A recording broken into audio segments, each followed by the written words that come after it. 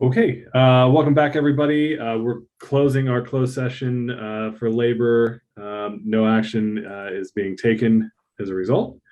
So if we can move into our sheriff's office briefing, I see we have Under Sheriff Adams and Chief Sperling from their secure undisclosed location ready to jump in.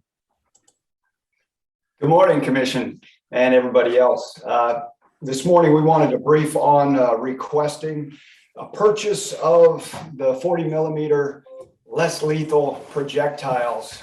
As you all know, with the legislation that came out last year, they basically had inadvertently made it illegal for law enforcement to use our less lethal shotguns. They said that anything that was bigger than a 50 caliber and was considered a firearm, that you couldn't use it, and that excluded the shotguns because they're a .72 caliber, and even though it's measured by gauge in shotgun term, it was a .72, so that made it all of law enforcement unable to use that. Now, they've given us back the ability to use the shotgun just recently with some of the changes, because they realized that that was a very hard thing for a lot of agencies. But what we would like to do is we would like to upgrade and purchase the 40 millimeter less lethal projectile guns so that we don't have to worry about the shotguns. There's a couple different reasons. Number one, a shotgun it's still a live firearm. And if you put a shotgun round in there, we could end up having somebody thinking that they were shooting a less lethal. And under stress, we know that sometimes things get mixed up. We would like to have a dedicated less lethal weapon, which the 40 millimeter is. It can't be used for conventional firearms or rounds. So that's one thing. It would eliminate that chance of making a mistake. Number two is the shotgun less lethal. If I'm closer than 20 feet, it's 20 feet, yes, 20 feet, it's still considered lethal force because the projectiles are designed in such a way, and they're smaller, they don't have as much surface area, whereas the 40 millimeter has a bigger surface area, and you can actually be within a couple yards and shoot the individual with that less lethal, and within feet actually, and it's still considered less than lethal, whereas the shotgun is not once you're close. We've had a couple different incidences where this would have been really critical. We just had a SWAT call out 3 weeks ago, I think it was, where the individual had assaulted his mom with a hatchet and a bayonet, and then he barricaded himself in a motorhome. And the motorhome was in such close quarters, we couldn't have used at that point, the legislation hadn't passed. So the only option we had if he came after us with the hatchet and the bayonet was to shoot him with a real gun. And that's not what we want to do in these situations, because they're almost always in mental crisis and other things. And they're often trying to end their life, and they're just charging at law enforcement, and they want it done quickly. But when you administer pain without lethal force through those less lethal, they will often drop their tools. But we couldn't get close enough, even if we had the shotguns available to us then, to deliver it. I mean, we would be too close, and it would end up being a lethal application because of the motorhome. Whereas if we had the 40 millimeters, that would have been eliminated because we can shoot them in very close proximity. We were looking at 11 of these launchers. That would give us 2 per crew plus extras for the SWAT team, and then 1 multi-launcher. A big portion of the expense is the actual rounds themselves and the training tools. We can get everybody up to speed. I think the total that we requested was $57,000 once we had everything purchased. And this would be a one-time purchase. And if you guys would like to see them, we have that ability as well. Did I miss anything, Under Sheriff? Sounds good. Mr. Chair? Sure. First of all, I want to say I'm 100% in favor of this. One of the first questions that came up when we mentioned the 40 mil is, automatically I thought to the 40 mil that people carry. And I discussed that with the chief. Chief, would you mind explaining to the public why there will not be a confusion between using their sidearm versus using this weapon? You did a great job of explaining it to me. Yes, this is a very large weapon with a round container, and it acts like a shotgun, and it's a long gun. So, or you can call it a gun. It doesn't even qualify as a firearm, I don't think. But there's no way it's not a 40 millimeter handgun or 40 caliber handgun where you're using a firearm. And that was the confusion that you had, the difference between a 40 millimeter versus a 40 caliber. This is not a handgun at all. This is a long gun, and it couldn't be mistaken as a regular firearm. It's very distinctive. It's used in riots. You've seen them before on TV, I'm sure. A lot of the bigger agencies have them because they're very extremely useful. And with that, I'm 100% in favor and think we should provide this small cost to protect our law enforcement. Thanks, Commissioner Trask. Yeah, no, I 100% agree. We need to be able to support our law enforcement and provide them with the tools that they need. They're severely handicapped in many of the things that they were able to do. And I think, honestly, I think some of the people making those decisions should spend a week with the cop, drive around with them, find out what it's really like out there on the streets. And I think that their opinion would change. Maybe we would get more, I know we'd get more support for our law enforcement, but I also think that we would get support for behavioral health. So 100% agree. Sorry, I'll get off my soapbox, but yes, I agree.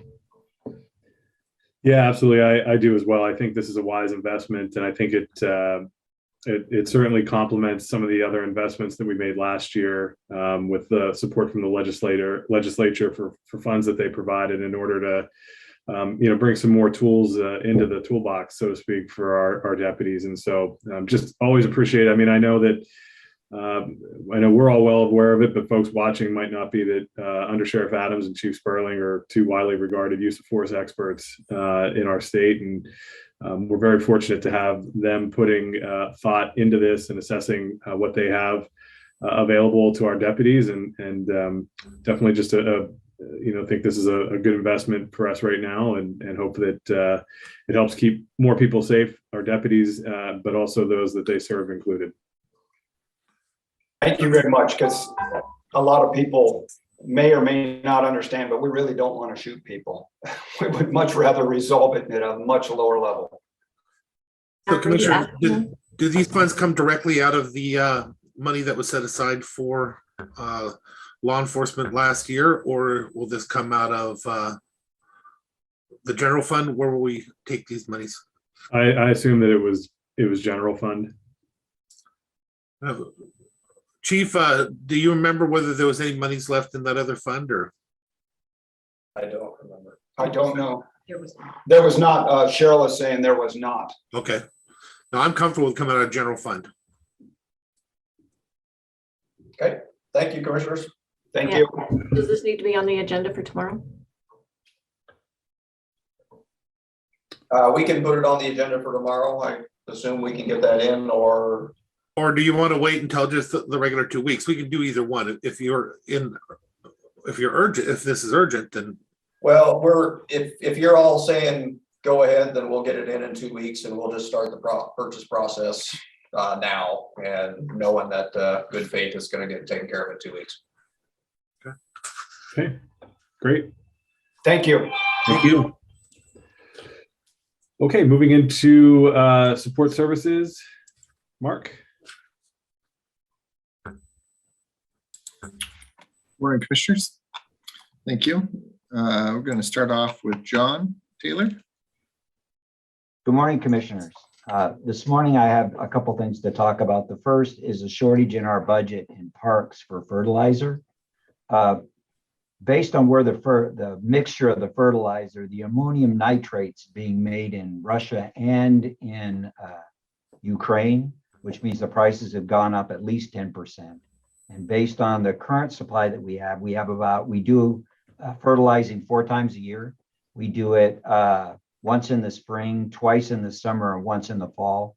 We currently have 80 50-pound bags that are available. We use through 4 of the fertilizings 240 bags, so we're short.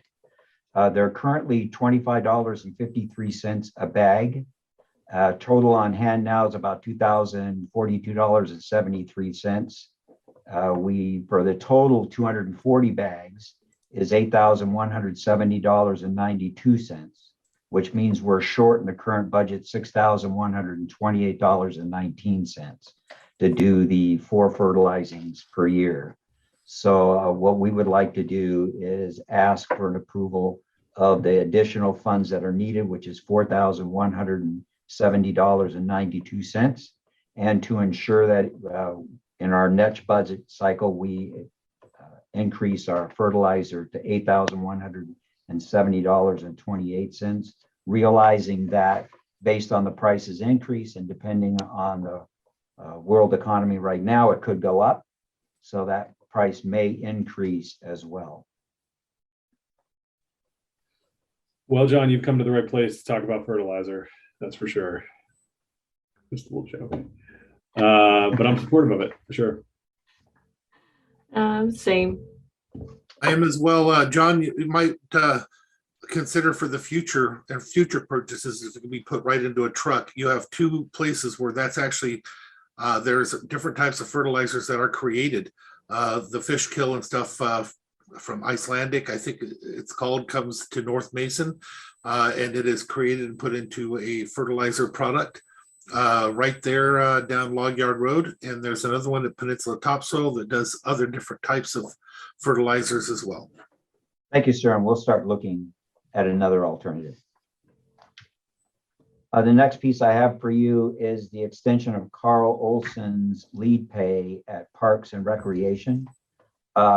He's currently paid at 10% based on my hiring, which will change on April 1st. However, after careful consideration and consultation with leadership, I would like to keep Carl Olson's pay in place for 12 months, giving me the opportunity to write grants as opposed to going out and contracting grants. And that would impact our budget for the 12 months at $7,548 for that 12 months. I've asked for it to only be 12 months to see what our success rate is on grant writing. Currently, the federal cycle for grants, it usually takes between 3 to 6 months to get a grant in and the process through. So all the way through is about 9 months, 9 to 12 months. So we calculated 12 months would give us a good time to see what our success rate is by writing grants internally.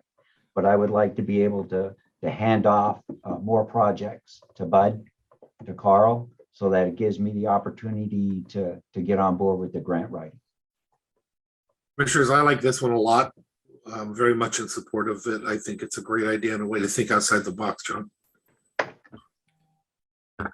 I would have to agree. I think that it's a great idea, great opportunity to use the grants and so way to go, John.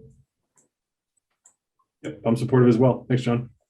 Thanks. The next thing I'd like to talk about is there's a community member, Amy Bond in Union, who would like to rename the Union Community Park to the Howard Leggett Park in memory of Howard Leggett, which was a local artist who committed suicide. The cost of the budget would be approximately $500 to $700, which would change any signs that are currently out there, correct any documents that currently have the name we presently have, as well as websites. Our recommendation is that we carefully consider this because of the precedent it will set. Currently, we investigated and there is no county policy that we know of that outlines how we change the names of parks and trails. And we suggest that Mason County policy for renaming is created before we address Amy Bond's request. Yeah, I'm good with that. I think it might be good to talk with Howard's family as well, and see if they're open to it and supportive of it. I don't know what Amy submitted in support of this request or how it came about, but I think a conversation with the family might be warranted as well. But I'm supportive of running down a policy. Yeah, me too. I think it's important that a policy be created. And just for a heads up, John, talked to Diane. There was some work that was done for creating name changes for roads about, I think, 6 years ago or so. So if you'll talk to her, that may help to give some type of structure. And I think the structure should be very tight because I'm sure there'll be a lot of requests, and we want to make sure that the community is also appreciative of the name change, not just us. I will track that down, sir. John, that policy lives in Public Works. I will So do that. Loretta has some good background as well. Thank you, sir. The last thing I have is just a notification to you based on the Mason County Harstein Island Bridge or deck repair. It's currently scheduled to be done this summer. I had to issue a letter through Public Works to Washington State Transportation. What the request was is the contractor could use the overflow parking at Latimer's Landing while they were doing the deck repair. And I needed to give them a letter stating that that was approved, which I did, and explain that it would be based, of course, on the current, whatever the current schedule would be. And we'd also have to come up with an alternate plan depending on if it was extended for the use of fishing, so that we didn't interrupt that landing's primary use. Commissioners, anything for John?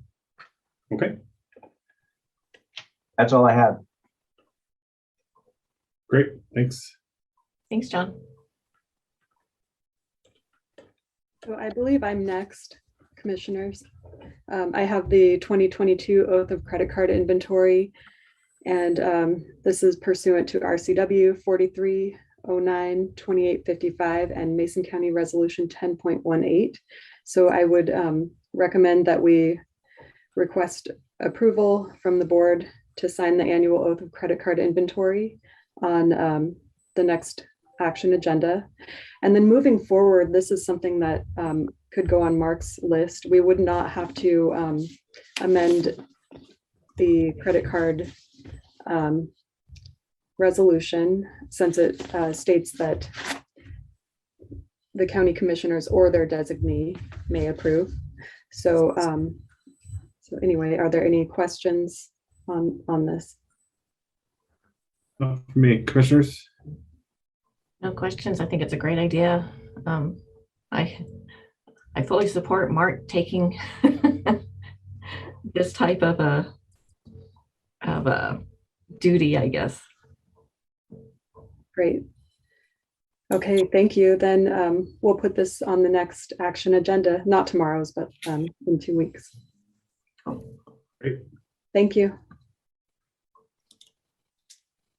Deb?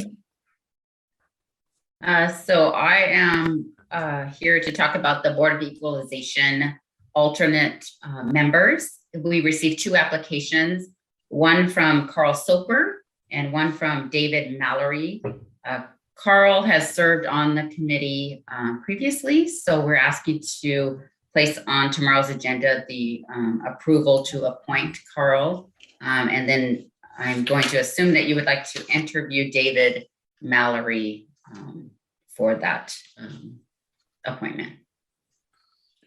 Deb, did he, I don't see a application for David. I just have Carl's. I'm fine interviewing David and appointing Carl. But if you could just forward out that application for background, that'd be great. Sure. Yeah. Commissioners? Yeah, agreed. Great. Thank you. Okay. All right, so I'm up now. Another update on the potential purchase of lot 7 and 8 off of the Dayton Airport Road. This is the 2 parcels that were looked at by a potential hotel and RV park developer. So they have submitted yet another addendum or proposed addendum to the board, and I'm coming to ask the commissioners what their opinion on it is. They've submitted a couple before that we've denied and gone back with alternative proposals back to them. But this current one is that they would once they secure approval for an RV park, no later than 105 days from the mutual acceptance of this addendum 4, then they would close within 10 days of that. So you'll notice for both lots 7 and 8, it lists RV park. It's because the RV park is essential to the development of that hotel site. Happy to answer any other questions you guys might have. Commissioners? Go ahead, Commissioner. I was just going to question, so the RV park is essential for the hotel? For the development, yes.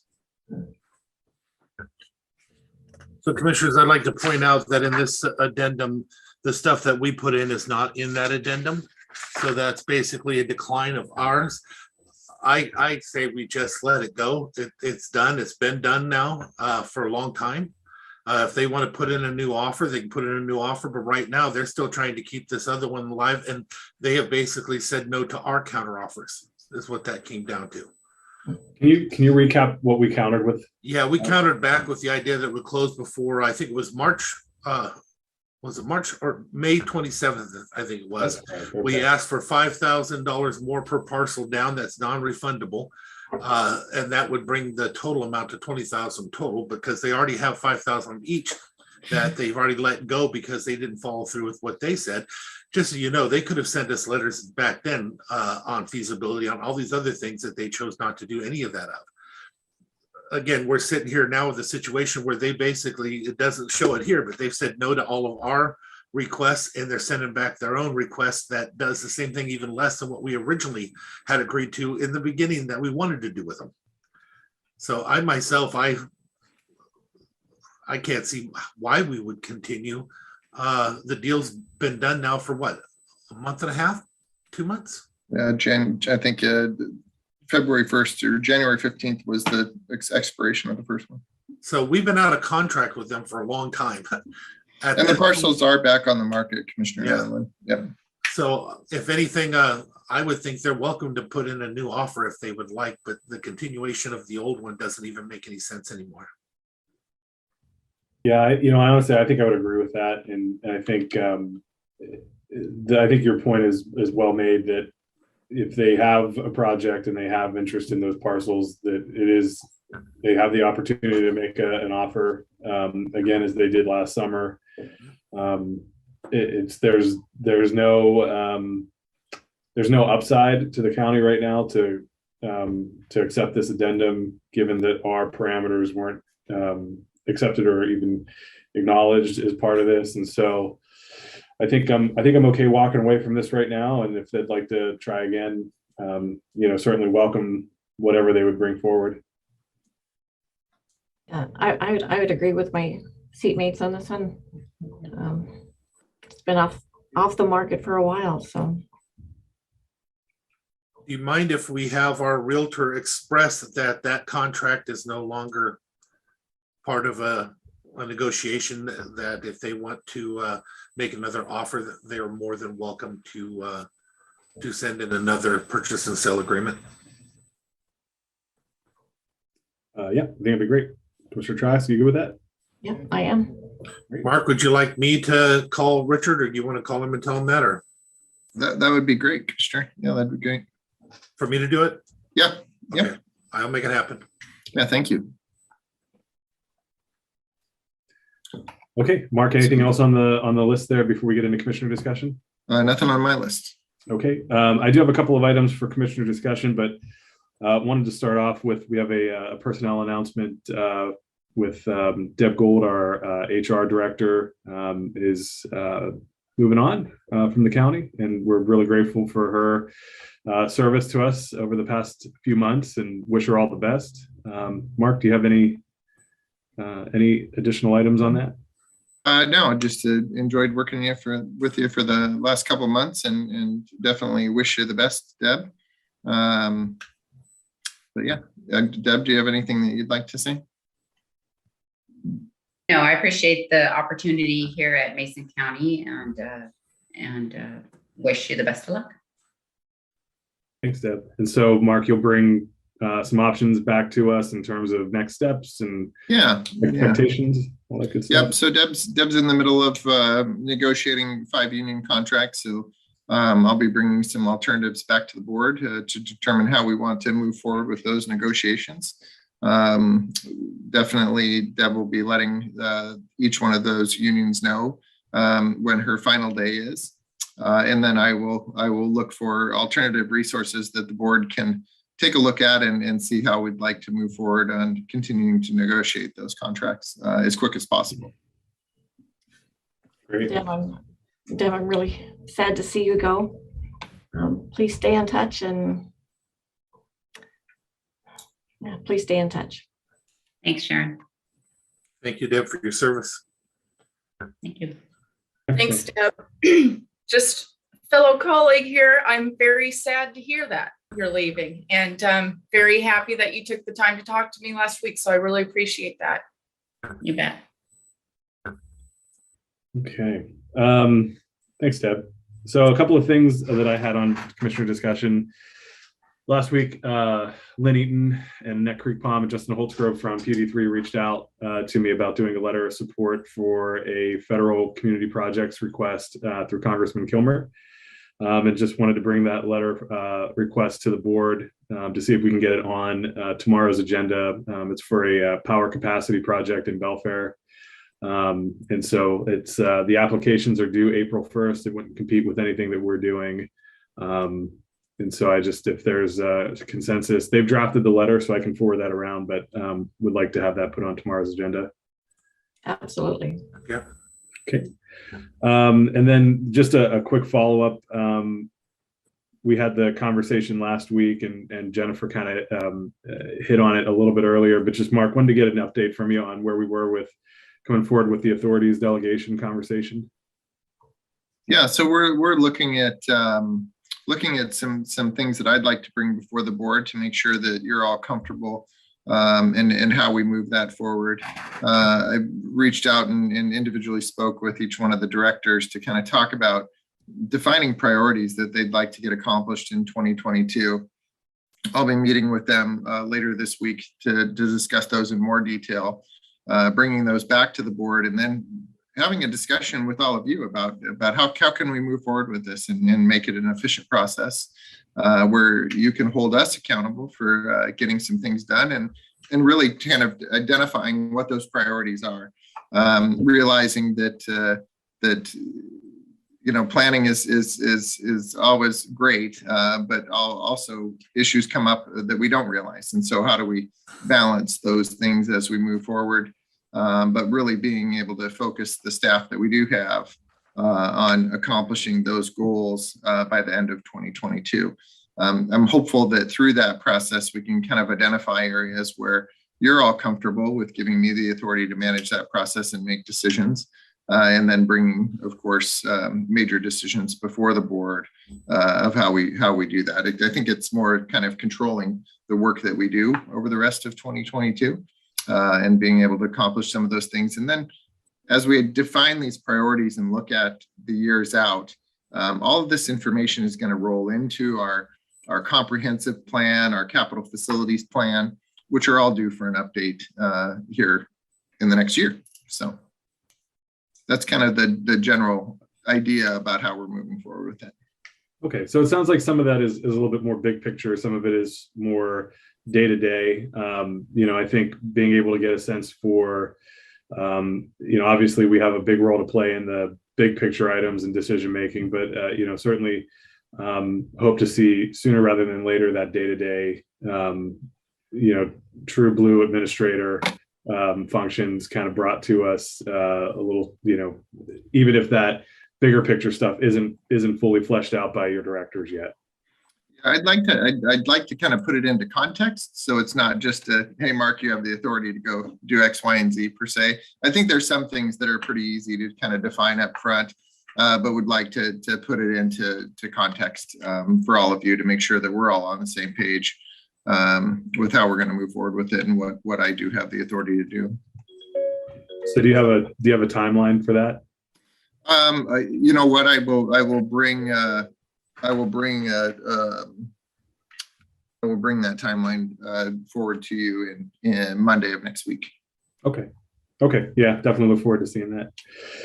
One of the other items that I had on my list was, we've been getting a significant amount of, and always have, frankly, public records requests through, and I think it's great to have James on board. And he's working closely with Mackenzie and Tim Whitehead, and I think just really kind of hitting the ground running. One of the things I'd like the commission to consider is having a landing spot on our homepage where we publish the log of records requests that we're receiving, who the requester is, what the request is, date it was open and closed. I think that would add a layer of transparency to the requests that we're receiving. I know some of them, the majority of them are external, some of them are internal records requests, but I think just being able to give the public a sense of who's asking for what, when, and where and how and all that good stuff, I think would add a layer of transparency. So I just wanted to put that out there and see what the commission's thoughts were. Oh, I think that's a great idea. There's nothing more than I mean, from day one, I've asked that we be very transparent, and I think that this is a good step forward. So a great idea. Yeah, I don't see the issue with it. We should be, careful, if you don't mind, maybe touch base with Tim just to see if there's anything we should be considering with that, but. Sure. Okay. Yeah, I'm happy to chat with Tim, but I think, certainly if the records are public, the requests are public as well. Yeah. Unless there's something that needs to be redacted, under law, but I certainly trust Tim and James's expertise when it comes to managing public records. And then the last thing, just a reminder to the commissioners, I'm sure you're all working on it, but I know that our staff is asking for ARPA criteria to help build out how we're putting together those requests and facilitating that process as we anticipate the next round. So just, this is partially for myself as well as you, but just I think they're hoping to get some of that information here in the next couple of weeks. So if you have any thoughts, I think Mark, Jennifer, and Kate are working on that. So just wanted to put that out there. Commissioners, any items from you? No. Okay. Mark, anything else? Not at this time. Okay, excellent. All right, with that, we'll move into Public Works. Good morning. Good morning, Loretta. First up, we have our annual announcement regarding the 2022 herbicide program. And so we're requesting approval to read that. The sure sign that spring is here. Right, exactly. Finally. It is the season. Yeah, it felt like it this weekend, didn't it? Mm-hmm. Commissioners, any issues? No. Okay. Okay, good enough. And then next up, we have a proposed road vacation request, and pretty standard request for the most part. But we're asking to move this forward to the hearings examiner, and a little twist on the compensation side that Mike's happy to provide a little more detail on. Good morning, Commissioners. Public Works request has received a request from Daniel Height, lives on 4030 East Mason Lake Drive in Grapeview, for a vacation of the original platted right-of-way. The special case here is our road is not built on the right-of-way. It actually crosses his property south of the right-of-way. So the right-of-way was never developed. And so he's requesting to vacate that portion. And we would suggest here to counter with having them dedicate us a right-of-way along the existing road that crosses his property, which is about similar size in acreage. And so we would probably look at that as being a wash. So what we're recommending here is just for the board to set a hearings date of Wednesday, May 25th at 1 o'clock. Okay, commissioners, any questions or comments for Mike? No, sounds good. Commissioner Netherland? No. Okay, all good. Thanks, Mike. Thank you. All right, and then next up, we have Richard to talk a little bit about the CPI for solid waste rates. Morning. Morning. All right. Yeah, this kind of was brought up from Mason County Garbage. Our October to October date that we use right now,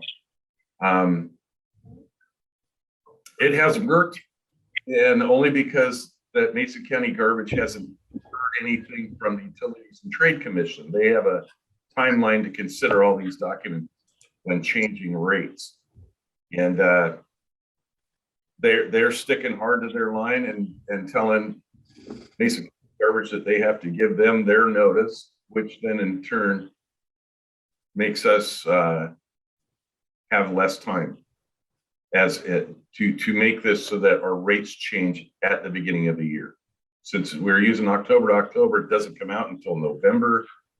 We have to give Mason County Garbage 75 days notice of a rate increase. So this, if we want to have our rates change at the beginning of the year, which I do, what I'm suggesting is that we change that resolution 6113 to reflect an October to October CPI so that we can meet these required 75-day notice to our hauler. That's the short of it. Yeah, and Richard, that provides more advanced notice to the hauler's customers as well, right? So that's improving that aspect. Yep, exactly. Okay, commissioners, any questions or comments for Richard? I know sometimes it's hard to get information back from the utility folks, not you. The UTC. Yes. Oh, I can be difficult. So this makes sense to me. Okay, Mark, I see you have your virtual hand raised. Yeah, thank you. I just noticed, Richard, that it listed the Seattle, Tacoma, Bellevue area. I think on all of our other contracts, we do Seattle, Tacoma, Bremerton. Is there a reason why? Well, actually, when you go to look at the CPI, even no matter how you list, if you bring in, you see originally we used the Olympia metropolitan area, they all reference Seattle, Tacoma, Bellevue. Even if you look at the Seattle, Tacoma, Bremerton, it's that's the one that comes up as Seattle, Tacoma, Bellevue. Okay, thank you. You bet. Okay, commissioners, any questions, comments? Okay, moving forward. Okay, excellent. Thank you. Next. All right, just a couple of notes, commissioners.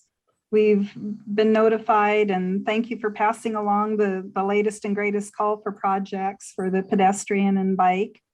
And we met, gosh, probably 2 weeks ago, maybe longer, Mike, with the folks from DOT about this call. And there's also some webinars coming up later this week for more details.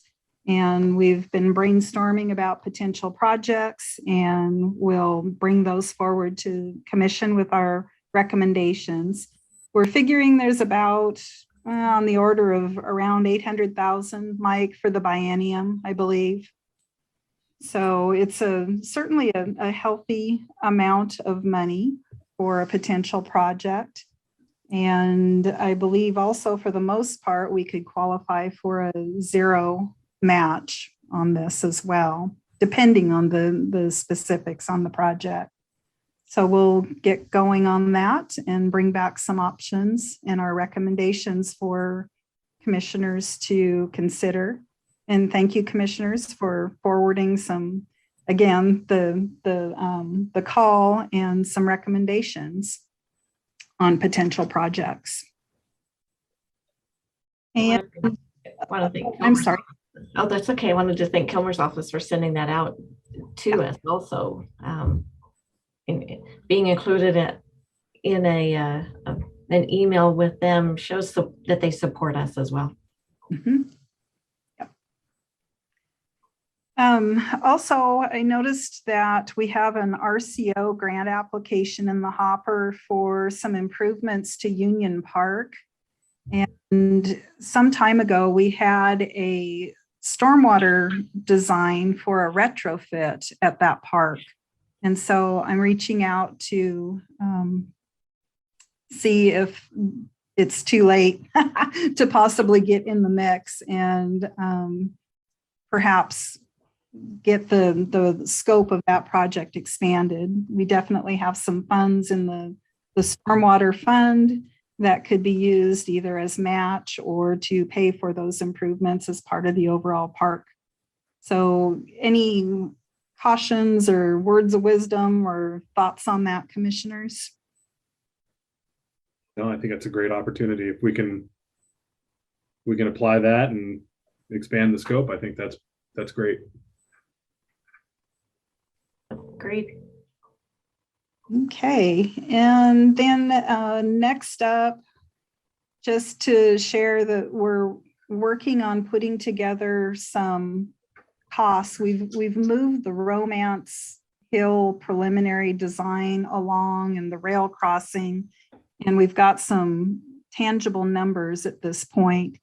And so once we have that and some answers on the process itself, Mike and Dave and team will be bringing forward what we know today and be able to provide schedule, rail cost crossings. And then we'd like to have a conversation, commissioners, with you in a bigger context about what that particular project costs, what we want to move forward with, and how that relates to the $4.5 million that we have in our future roads funds.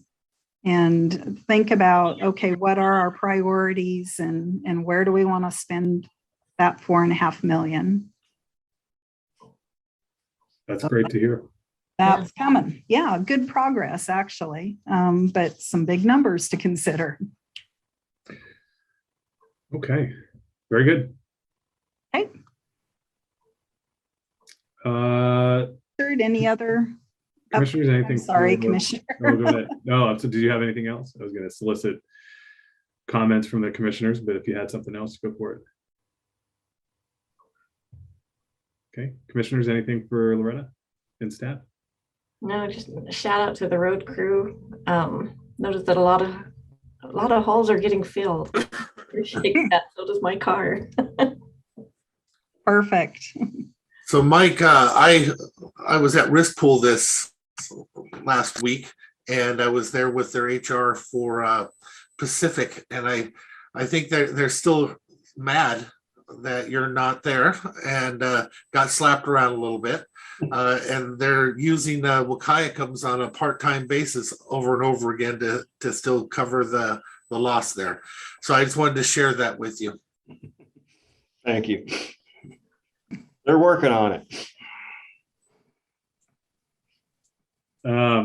Well, the other thing that I wanted to mention was last week I had the opportunity to participate in the DOT virtual meeting about the roundabouts that are proposed or that are under design for Pickering and Agate along State Route 3, and just appreciate Mike being on that call. It was I think it was a good group, and it's great to see the continued investment throughout SR3 in Mason County. A lot of the focus has been freight corridor and Belfair widening, but moving down south on 3, there's some investments. And one of the things that I brought up was an issue that I've been hearing about a lot more, is how do we address some intersections in Allen, and so just trying to make sure that we're taking care of the whole corridor throughout the county, and so.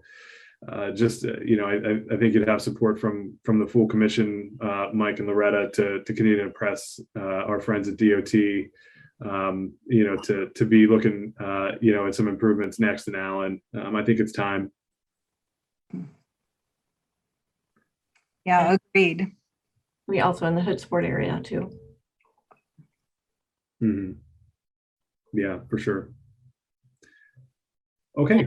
I thought it was really interesting. I went on their website too. Look at their project lists, And Mason County is doing, they've moved us high, I guess, as a higher priority. I appreciate that from them. So if you could pass on that, thank you from me, that would be great. Will do. I believe we have a meeting later this week, Mike, with DOT local programs. Yep. Yeah. Wonderful. Okay, any other parting thoughts? Okay, thanks, everybody. So it looks like we've hit the end of our agenda. Commissioners, anything else? Okay, if not, I will entertain a motion to adjourn. So moved. Second, Moved and seconded that we adjourn. If there any additional discussion, you're going to call for the vote. All in favor, say aye. aye. Aye. All opposed. The motion carries. See everybody tomorrow morning. Bye. Take care.